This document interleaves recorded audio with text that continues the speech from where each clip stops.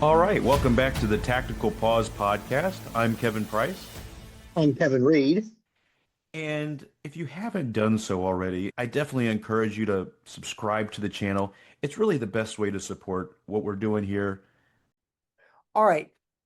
Last episode, we were talking about political identity versus good policy. Um, there's another thing here in Missouri right now regarding public education. If you have been following us on Facebook or on TikTok, you know that we talk about a lot of progressive issues. And in Missouri, there is a group which seeks to use taxpayer money for Christian schools. So, question. Is education a public good that exists to bind a society together, or is it a private good that parents should be free to direct, including with tax dollars? Almost everything else is downstream where we're going to land on that. So, Missouri spending public money to send kids to private and religious schools.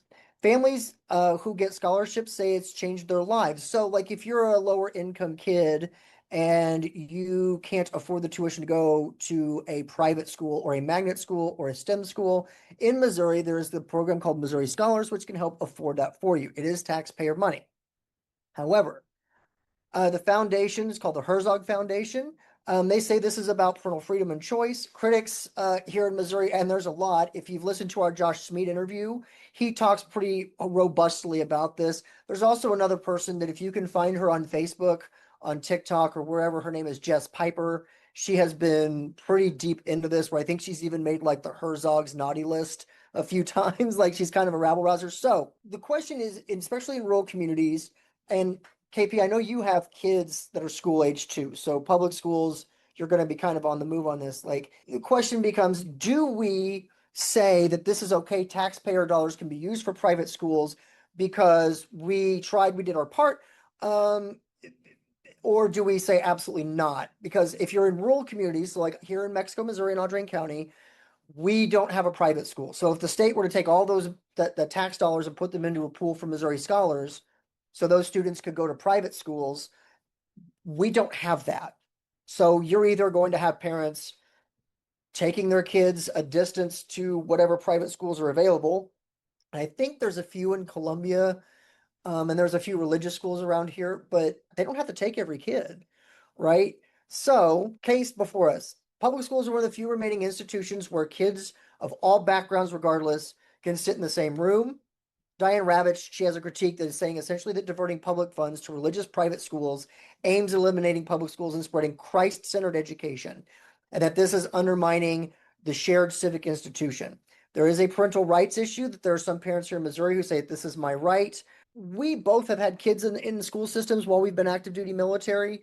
I think an essential pillar of civilization that the right has tried for decades to try to erode not just public education as a whole, but trust in the system and the institutions and propping up these schools to look bigger and better than they are. So, what are your thoughts? So, should taxpayer dollars pay for private school? The short answer is fuck to the no. But people have freedom of choice to take their kids to a private school, and there's some great private schools. I'm not against people putting their kids in private schools if that's what they want to do. But public schools are underfunded often as it is, and you're going to take more money from public schools. Private schools aren't always religious based, but a lot of them are. So I'm not necessarily against people going to private schools because there's people that send their kids to private schools that aren't necessarily of that particular faith because it's a good school and they're like, hey, I just want them to have a good education. And there's nothing wrong with that. If you want to do that, you can do that on your own accord and you have the freedom to do that. But that's why it's called fucking private and public is called fucking public because it's paid for by the government. Private is not paid for by the government. That's as simple as it fucking is. I don't think it has to be any more complex than that. I don't see why people are so adamant about routing our tax dollars to that or I don't know. It goes back to, what I've said about the right how they feel like our tax dollars should be used for the people. And then it just goes to every other bullshit fucking thing. The next thing they'll want is our tax dollars to fucking private prisons too, which I also don't fucking agree with. Of course, I don't agree with private prisons existing in the first place because then it creates a demand Some states may take it upon themselves to have a voucher system. I suppose that's the state's right to do that, but I do not agree with it. I think it's horseshit. Well, and I think, having a kid in the school system, right? Like we all want the schools to have good quality teachers, the best facilities, or at least facilities that are not dilapidated and falling apart. I know at least here in Missouri, there's been an intentional squeeze of the public education budget to such a degree that if you don't have a large tax base, so you're not in Kansas City, St. Louis, Springfield, Columbia, you're squeezed pretty hard. And it's not easy to be a teacher anymore. And anymore these days, especially in a lot of these rural places, politics has really gotten involved. The Herzog Foundation uses Missouri scholars. This is the way the program works. So in Missouri, you can donate to educational assistance organizations, and then you receive a tax credit equal to that donation. And the program also receives direct general revenue appropriations, which has shifted from like reduced tax credit to actual taxpayer dollars. That's pretty politically significant. For the 25-26 school year, the Herzog Tomorrow Foundation, which is their education arm, ordered over 2,400 scholarships, each valued at $7,145. Worth noting that is still a small fraction of Missouri's roughly 900,000 public school students. The does it hurt public schools question is where this is getting contended. Herzog says that the program has no negative impact on public school funding, except you're taking public money to fund people going to your school. So taxpayers are inadvertently funding students who are going to these private schools, even if their student is not eligible to go, cannot go, or is not going close to a school around them. The NEA here in Missouri argues that rural areas, like we've just talked about, means that and it really is, you lose music. We don't teach social studies. When I taught fifth grade, I taught in a rural community. There's no social studies. We don't have time for that. The funding to the district is so important that if we don't meet certain score requirements, I've seen administrators be terminated mid-year because we're not getting close to, and if you lose your accreditation, you lose all your funding.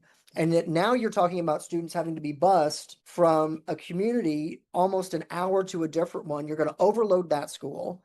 NEA and two public school teachers are suing. This is all taking place in St. Joseph, Missouri. This is also where Josh Schmid is running for office. So there are a lot of intersecting lines here when it comes to money, religion, and politics. So, as we go on here, I wanted us to kind of think about as parents for a moment what that looks like when money is taken from our kids' school district and given to places that are private and don't need it. There is an intermix now with religion and education, though, in the public school too. In Texas, they passed a voucher system finally. They'd been trying for a long time, but Greg Abbott since signed it into law. Even so, even now that you do have vouchers to take your kid and put them in a religious private school, that's not enough. And this gets back into Christian nationalism a little bit. Now they're bringing Christian education into the public schools as if the voucher system isn't enough. Now there's actually required biblical readings being pushed in Texas public schools, Ten Commandments in the classroom, that type of thing. So it's like you passed your voucher system. They got what they wanted as far as that's concerned, but that wasn't fucking enough. It just wasn't enough. Now they have to push it onto the public school kids. What about the choice for everybody else? You're arguing choice. Where the fuck's the choice in that situation? It's not fucking there. Right, like it's school choice for the people who can afford it, and it's you're a fucking lost out if you can't. It's like get fucked. It's that whole right mentality though. It's just the Republican Party more these days is boiled down to fuck you got mine. And I have no doubt that Republicans in both Missouri and Texas, I mean, it has to be a competition, right? Like the Missouri and Texas Republicans have to be thinking, how can we get to the bottom faster than them? It's just unreal. It drives you nuts when you read about this. And I think especially here, I don't know if it's the same in Texas, where you were, but like anytime that you approach the Herzog Foundation or something like, oh, we're just an organization that's trying to help, Christ-centered education flourish. But yet they spent $3.6 million on Missouri State campaign since 2019. So what are we doing? You're not just a charity helping kids if you're spending almost $4 million on in-state campaigns, mostly focused in northern Missouri. That's an impressive amount of money to spend for a very rural district.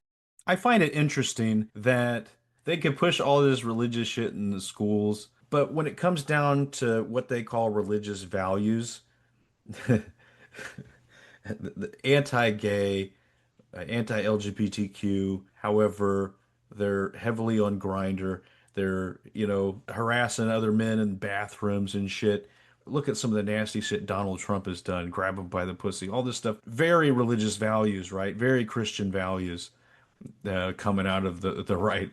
I would argue that the values that they're describing are more present on the left than are on the right.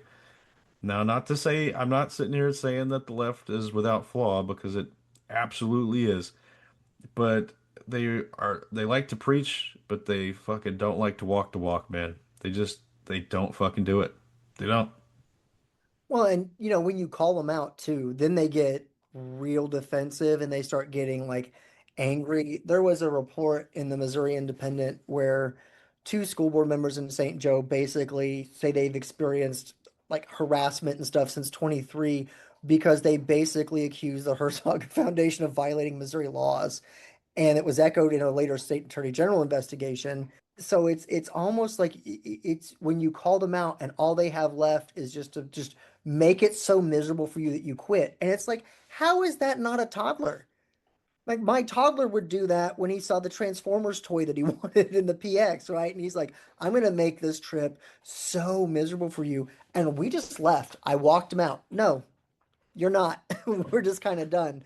And I wonder, like, gosh, is that what it's going to take? Are we going to have to be, so involved and so spotlight on these things all the time because they're always going to try and sneak some shit in like that? Yeah, I had somebody recently probably on Facebook. I'm not sure if it was on one of our podcast posts or something else. It was a criticism of Trump, and they were saying something to the effect that, oh, if Obama did this, you would be fine with it or whatever. And they always like to throw that kind of thing in your face.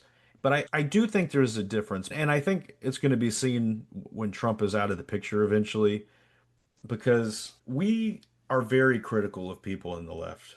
Progressives give AOC shit all the fucking time. They do. Because there's times that she's broke bread with, say, Nancy Pelosi or something, and they're like, "Oh my God, you're doing this." And Obama didn't do everything right the first time. He wasn't always for gay marriage. He wasn't always for same-sex marriage. He was against it at one point. Some people feel like Obama didn't do as much on police brutality or legalizing marijuana. He felt like it should be left to the states to decide those types of things. Yes, we definitely have criticisms of our side, and we are very vocal about it, and we have no problem voicing those opinions. But they do have a problem voicing their opinion about Donald Trump. And I think the problem is that some of this shit he's done is so egregious that if they admitted some of the shit that he's done, it's hard to come back from. It's hard to come back from Epstein Island and, oh my God, some of the things that are said in the Epstein files. Maybe some of them are true and maybe some of them aren't. I don't know. I wasn't there. I can't speak to it. But when somebody gets accused of something like Bill Cosby, like the first time I heard that Bill Cosby date raped somebody, I was like, well, let me see what comes out. And then it's like 50 people, and you're like, okay, maybe there's something to this. But you can't have that many people say that and there be absolutely nothing to it. I think for them to admit something was wrong with Trump, that they just have to own it all. And I don't think they're willing to do that. I do think once he's out of the picture, I do think they'll be more critical of other Republicans because they're not going to measure up to Trump for what their ideal is now because they've been so brainwashed. Unless another Trump runs for office, which is possible, and I fucking hope doesn't happen. Hey everybody, Kevin Reed from Tactical Pause here. One of the books that I use as a source of information for me is Jared Diamond's Collapse: How Societies Choose to Fail or Succeed. One of the things that I like about this book a lot is Jared Diamond gives you real world examples of how societies either adapt and overcome their challenges or they don't. And those examples are very well documented, and he weaves a very good anthropological story, which is still very true and it's historically accurate, but it helps define why societies either succeed or fail. And in this current moment that we're in, I find this to not just be a very prescient book, but one that you can get to help make your own decisions and help you see the same things that we do here on the podcast. If you like, you can get it on Amazon. This is a hard copy because my wife loves me and she knows that I like books with a hardcover. And this is $14.97 on Amazon. So you can click the link. You can download the book on Kindle. You can get an audiobook or you can get it paperback or hardcover. It's to me character defining at this point, right? Like you're still writing with him now with all the information that's out there. Even if you take Epstein off the table and say his name is in there, but we don't know why. We're not sure that's his signature on the poem with the curvaceous women outline. It is. But, they'll make excuses for it. But things are ostensibly worse economically. There is such a distrust of federal institutions that will probably take generations to rebuild if you can at all. And to me at this point, if you come out and you're in our comments or you self-identify and you're like, man, I'm MAGA all the way, I just take it that you're complicit in the entire of the administration. You are glad that there are people who have been named in the Epstein files for trafficking and soliciting the sex and murder of children. That's fine with you. You're fine with them being protected because you're getting what you want. I mean, I don't know what it is that you want because it's not defined. I guess it's just general pain and malaise to the rest of the country. But that's how I take you, and that's how I would see you, and that's the lens I will view you from. Because when it came down to it, and all of that was put in front of you, you said, that's my fucking guy. Great, then you fucking wear it for the rest of your days. And you can't be mad at me because I take that as defining who you are because you've accepted that lesser version of this country and there's no reason for it. You accepted a destruction of the Republican Party because it's gone. Once Donald Trump is gone and dead, that's going to be like ice scattering off a spoon. They'll really lack in cohesive unity. I have no problems saying to those people, that's fine that you have your red hat and it's fine that you voted for Donald Trump, but please understand that if I do not want to sit with you, that is the reason why, and that you have no recourse. There is nothing I have to do for you. You have done nothing to even ask for forgiveness. You have just decided that once Trump's gone, well, I'll just move on, and I'm not going to do that. I'm sorry. You've made it miserable for everybody else. And that's the problem. Is you have all these people who are now caught with this shit economic policy who are suffering who didn't vote for this. And it's almost a joke to these people anymore. And it's like, what in the fucking world is your problem? And I don't know if it's that you just like the misery, what is it? And that's part of the, I mean, it's just hard for me because they have no vision. They have no plan. Like if you were to say, tell me the country's 5-year plan to you, and it's just this rambling conspiratorial bullshit. There's no cogent, if it was a recipe, they'd have random ingredients. There would be nothing that they would make. And it's frustrating. Yeah, a lot of it comes from people living in their silos and echo chambers too. They see the higher gas prices and they see all the shit that's happening, but then they go to Fox News or some conservative-backed media, and they get told that no, that's not what's happening. The economy's better off than it's ever been. It's so much better than Biden's economy, and he's handling immigration and doing exactly what he said he was going to do, and the Epstein files, it's all a hoax. And who was you probably, I can't think of her name. It was a Republican commentator that was defending Trump on Epstein Island, and they were saying he didn't do that, but even if he did, we're talking about 15-year-old girls. We're not talking about single digits. We're talking about double digits. So it's not Laura like, Ingraham. yeah, I was like, that is your justification. That is the worst fucking justification I've ever heard. I can't believe they would even allow that on the air. I imagine there's levels to the network and different filters it has to pass through. And I don't know how the fuck they allowed that to get on the air. Like that has to be the worst fucking excuse. I mean, I know Trump's full of shit, but they could have just been like, I don't believe he's in it, and stop there. They were like, oh, they were 15. You know, wow, great fucking defense. I mean, it's very clear that people are just at this point using Trump, right? I think everyone can visual acuity can see he's dying. Like I'm not gonna be like that guy on Facebook who's like he's got like so many days left in Land of Lily. Like my grandmother lived like almost a decade with congestive heart failure, but it's not a good decade either. It's a pretty shitty existence. And it's weird because you can see organizations that use him, like even the Herzog Foundation, like was part of Project 2025. They are happy to put pressure on school boards, like all that Planned Parenthood and Moms for Liberty, but I call them Planned Parenthood. I heard it somewhere. I thought it's funny. And all those people who are just, and really what the concerted effort is to be able to use available public resources for private privilege. And that's a fucking thing that is a problem. You can't just do that. And that's what it's been in this country since 2016. It has been a rush to strip what you can for parts and sell it off, make what profit you can, and burn the rest on your way out the door. And there's been so many people in Trump's administration that, especially in the last administration, that really broke ranks with him. And you're starting to see it more now. I think it's happening a little slower because he did get a lot of yes people in his administration this time around.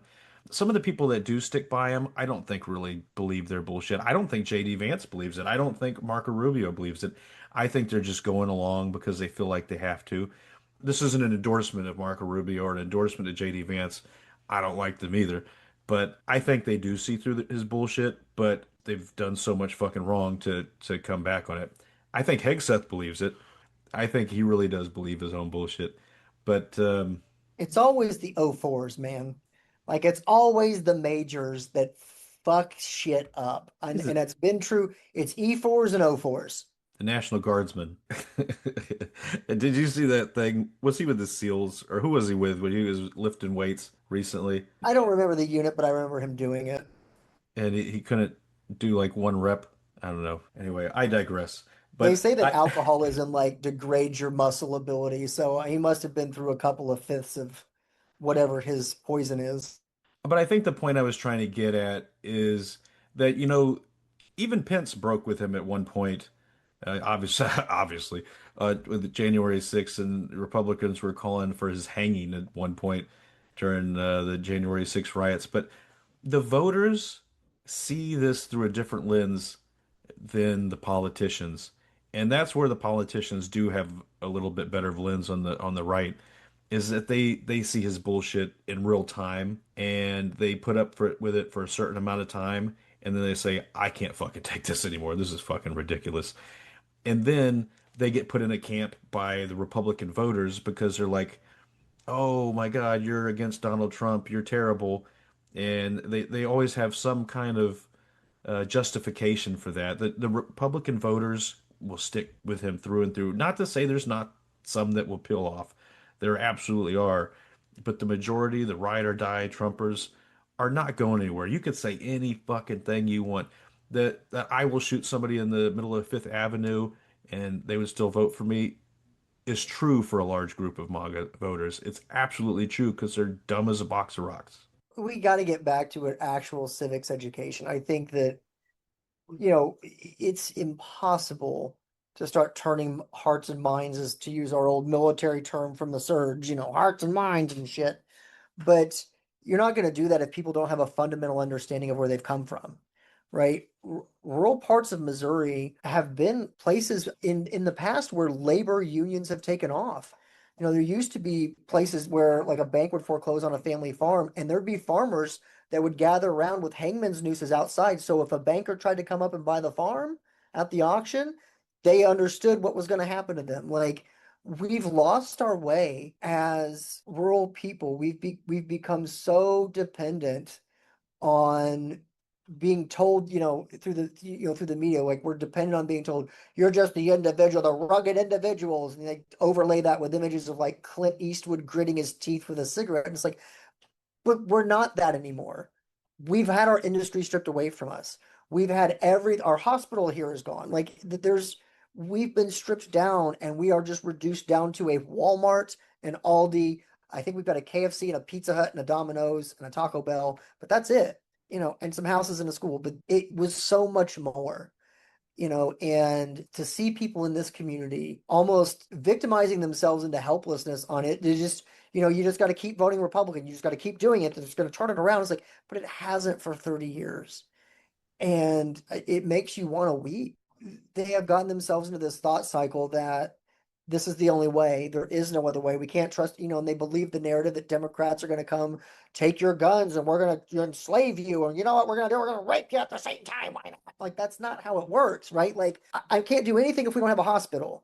We have an energy crisis in rural America because the energy companies that have become the private companies that moved in can raise rates as they need to by demand, which means if you live here and it's already hard enough to live, right? There's not a lot of good jobs here, and you get a $250 electric bill at the end of the month, you're making a wager.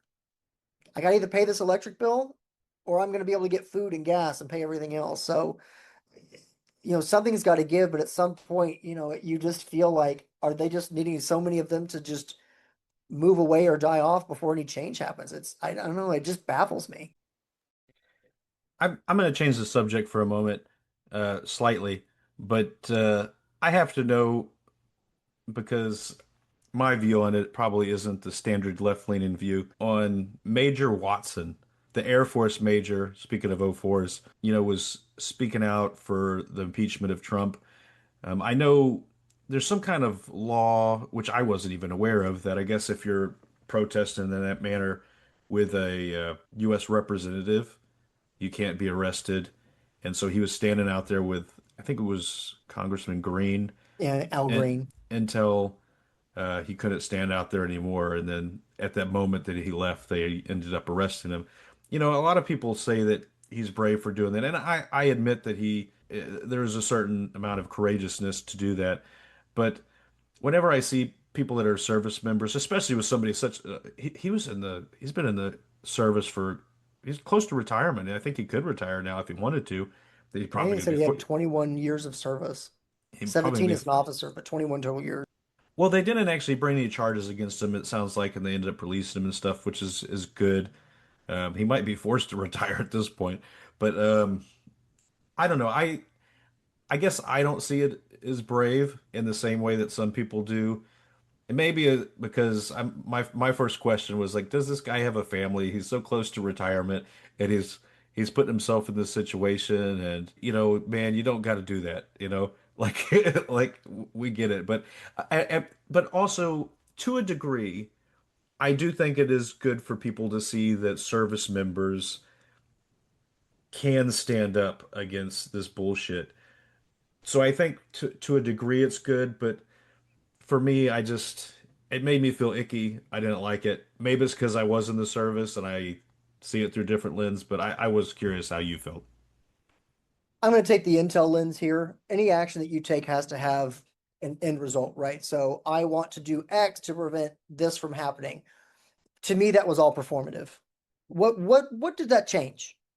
Did that spur Congress into some sort of action where they woke up like, son of a bitch, that major's right. Well, by God, we're going to get Donald Trump out of the White House. Didn't happen. You wasted your career for a performance that did nothing. The people who would agree with you already agree with you. Great. And you're right. It does take some courage to stand up there in your dress blues on TV being recorded by how many other cameras in your face. But that's the problem. Performative shit never pays off. It's the small things, the hard work on the ground that does. I appreciate him coming out. Thank you. You could have joined your local DSA chapter, been a dues paying member, and done better work on the ground than what that was. Okay, everyone agrees that, I shouldn't say everyone. A lot of progressives and DSA members understand that the actions taken in the Atlantic and Pacific against what are considered drug boats are largely war crimes. Those, you hope that we get a good coalition Congress in to start truth and reconciliation committees, do the actual investigative work, and hold those people accountable. That's how you do that. If I were in uniform and I came out a year before retirement and said, fuck the president, impeach him, they'd take everything away. I mean, that's my concern, is that he's not just going to lose his military retirement. Well, he'll probably keep that because he's probably just for officers, that's probably not as big of a deal as it is for enlisted soldiers. Should be. Um, but he could end up, if he got like a different type of discharge, that might affect his VA benefits. it might affect his ability to use his government experience as a good thing on a resume. So I don't know. I'm never a fan of performing just to do it, unless you're on stage at the community theater. But something like that is just such a wasteful thing. Veterans need to take stands and things like that. But I think when you're currently serving, I mean, I've served under a couple different presidents. You've served under a couple different presidents at least, and love of Donald Trump or hate Donald Trump, that dude's your commander in chief, buddy. A lot of people out here that are civilians can say, "Oh, not my president, not my president." You don't get to say that, unfortunately. And I don't like it any more than he does. It is what it is, and that's just the name of the game. Now, obviously, if you're asked to do something that's unlawful and you don't have to do that kind of thing. But now, and I don't know this guy's service history. I don't know. I agree with you. I feel like it was more performative, and that was my first question. I was like, what does his family think of that? Does he have a wife and kids and stuff? And like I said, I do think there's a certain amount of courageousness. I don't disagree with him on what he was trying to voice. I don't, but I felt like it was kind of unnecessary. Question back to you, is Mitch dead? So earlier today, Laura Loomer went on a radio show and said she'd heard from someone close in the White House, believed to be Trump, that McConnell is brain dead. And the Oh, I see. conspiracy, which is that they're not releasing that, so there's not enough time to appoint a person to fulfill his term. Oh, so he's dead or brain dead is what you're saying. The Laura Loomer said he was brain dead, but the reports coming out of DC are like he was found unresponsive. They did CPR. I've talked with doctors at the VA who have well, I haven't talked with them. I've just heard them talking about like that man's dead. He's in his 80s. He's got all these health problems, so he might be on a ventilator. So, like, do you think he's dead, or do you think he's still with us? All I'll say is based on what you just told me, if it came out that they were trying to cover it up because of him being unseated, and that came out, I think that would be really damning for the administration. Covering up shit like that, if that is covered up, I think that's something that would eventually come out. And I don't think that's the thing that you can hide. I don't think that's something you can hide. I mean, maybe it is, but I don't see it. Did you see the story about Graham Plattner today, the main Senate candidate? An ex credibly accused him of I think, a sexual assault, and pretty much the Democratic establishment is like pulled all funding from him. Oh, really? No, I didn't see that either. I've been out of pocket this weekend, I guess. Yeah, I'm all for believing the woman and allowing the process to take place, whatever she wants to do. There's a part of me that knows that there's a Democratic establishment that didn't like him, that didn't want him as the nominee. And so coming out this close to the election is kind of like, all right. Well, I the mean, thing is, Republicans always feel like it goes back to that one person that said, if Obama did this, you would be for it. But that's not true. I mean, we are completely fine calling people out. Like Bill Clinton, Bill Clinton's obviously in the Epstein files, at least to some degree. And I'm not even completely sure that it's not as bad as what Trump has done. I just haven't seen it. And I think Trump wouldn't release it just because he would point the finger right back at him, and maybe something else would come out about Trump. But because that would be Trump having to say, okay, this is legitimate. You can't say this is legitimate and what I did wasn't legitimate. It doesn't work that way. And Clinton's been in the doghouse for me for a little bit because I'm still trying to feel how I feel about it. Just because he did some great things for the economy and stuff, but I mean, if it comes down to it, I don't think Democrats have any problem casting him to the side. We we call people out all the time, and but at the same time, it still does hurt the left. Stuff like that hurts the left. But we have assholes too. I mean, it's not like we don't have. I mean, even in a lot of mass shootings, they tend to be more conservative, right? But on occasion, you do have somebody that's from the left, and they say, "Oh, look, the left does it too," and it's far less. But yeah, there are assholes on the left. I mean, I wholeheartedly admit it. Not everybody on the left's perfect, and they should pay the consequences. But we do not protect them, or at least I don't. I wouldn't either. Yeah, I have after Clinton signed NAFTA and completely sold out the working class, that should have done more damage. It did do irreparable damage to the Democratic Party in spaces where those jobs went. I have no problem. Like if they're like Bill Clinton's in the Epstein files, like great wood chipper, don't give a shit. That's just to me, the selling out of the working class was enough for me. You don't have to you don't have to tell me anymore. So like I'm all for making the Epstein files the Epstein trials, and let's have that information out there. That's what that major should have done. If he could have gotten a copy of the unredacted Epstein files, he should be like, "My name is Jason so and so. Here's this place on the dark web where the unredacted Epstein files are, and impeach and remove the president and vice president." Right? That would have been something impactful. Oh my God, do we have it? That would have been good. That would have been a good blow up your career move because at least then you've done something intentional. The rest of this is just, I mean, it's just a cacophony of stupidity that's coming out of Washington these days, and it's hard to tolerate. If you did like the episode, I do want to encourage you to subscribe to our channel. It supports us. I'm Kevin Price, Kevin Reed. and thank you for joining us again on Tactical Pause.